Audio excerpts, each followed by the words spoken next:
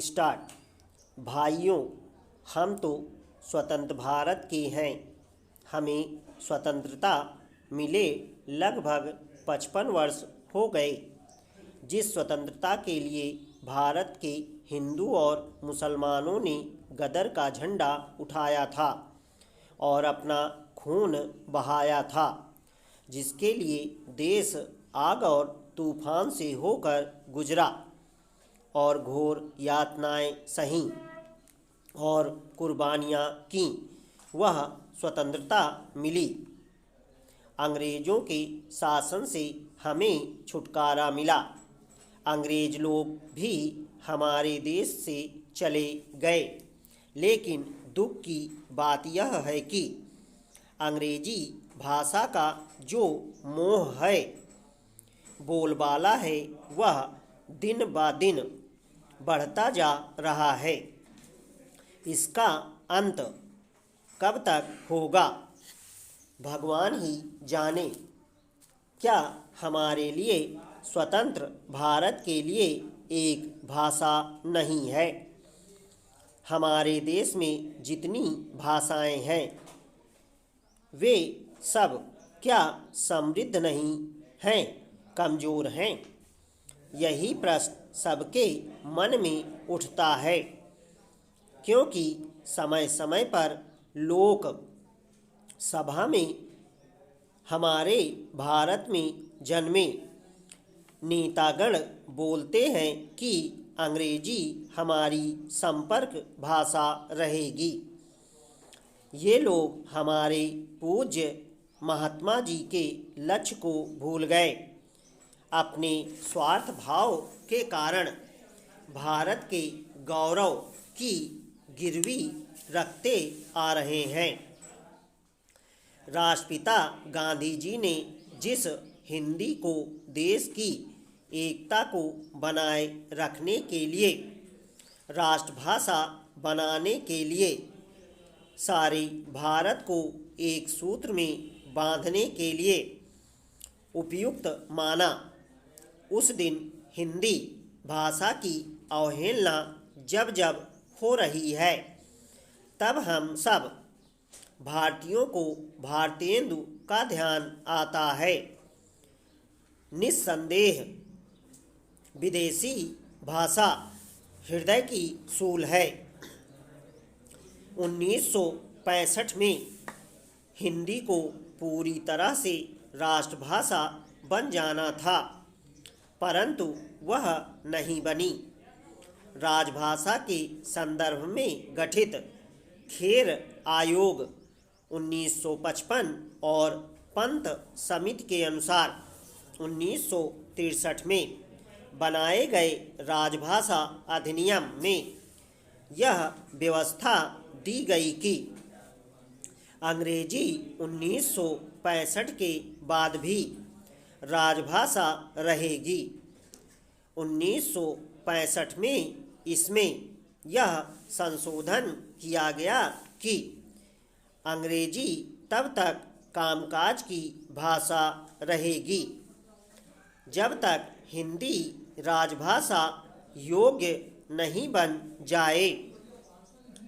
इस प्रकार इन कुचक्रों ने हिंदी को उपेक्षित किया और भाषा की राजनीति हिंदी के विरुद्ध शुरू की गई। अब भारत में अधिकांश तथा सारा कामकाज अंग्रेजी में हो रहा है। भारत की सारी सोच अंग्रेजी में है। इसका अर्थ है कि कुछ अंग्रेजी प्रेमी भारत में राज्य कर रहे हैं। जनता राजकाज से अपरिचित है और चाहे तो भी राजकाज में भागीदारी नहीं कर सकती।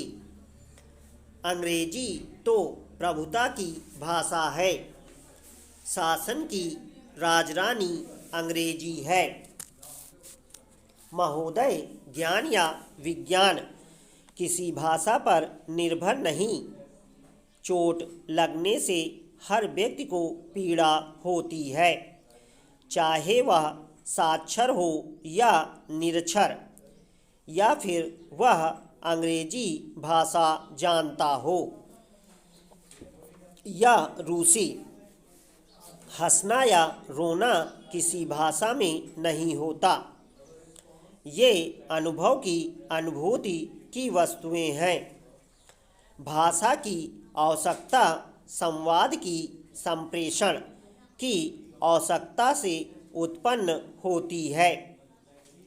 कृषि दृश्य घटना या व्यंजन का आनंद लेने में भाषा की भूमिका नहीं होती, पर जब इसी अनुभव को दूसरों को बताए जाने की आवश्यकता हो तो भाषा की भूमिका प्रधान हो जाती है। भाषा जिस धरती से जन्म लेती है, वहाँ उसकी जड़ें बहुत गहरी होती हैं। वह उस देश प्रदेश की संस्कृति का अंग बन जाती है। कुछ भी नया अभिनव ज्ञान विज्ञान धरती से जुड़ी इस भाषा के माध्यम से ही संप्रेषित किया जा सकता है। यह सर्वमान्य है। और फिर यदि कोई वस्तु, कोई ज्ञान, कोई विज्ञान जन साधारण को दिया जाना है तो वह जन साधारण की भाषा में ही होना चाहिए। महाकवि तुलसीदास ने इसी उद्देश्य से रामचरित मानस की रचना लोक भाषा में की। बुद्ध को जो ज्ञान प्राप्त हुआ उसे संस्कृत भाषा के माध्यम से नहीं, तत्कालीन जनसाधारण की भाषा पाली के माध्यम से लोगों तक पहुंचाया, ताकि अधिकाधिक लोगों तक इसका लाभ पहुँचे। हिंदी के संदर्भ में भारतेंदु हरिश्चंद्र ने कहा था, निज भाषा उन्नति सब उन्नति का मूल।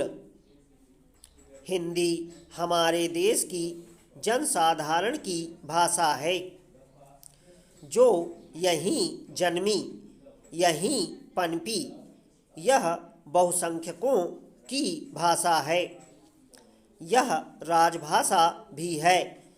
सरकार की राजभाषा नीति भी यह कहती है कि हिंदी का प्रयोग क्रमिक रूप से विकास करता रहे, ताकि शासन प्रशासन में, न्याय और विधि में, ज्ञान विज्ञान में गोपनीयता जैसी कोई बात नहीं हो, पारदर्शिता आए और वह जनसाधारण के लिए ग्राह्य हो।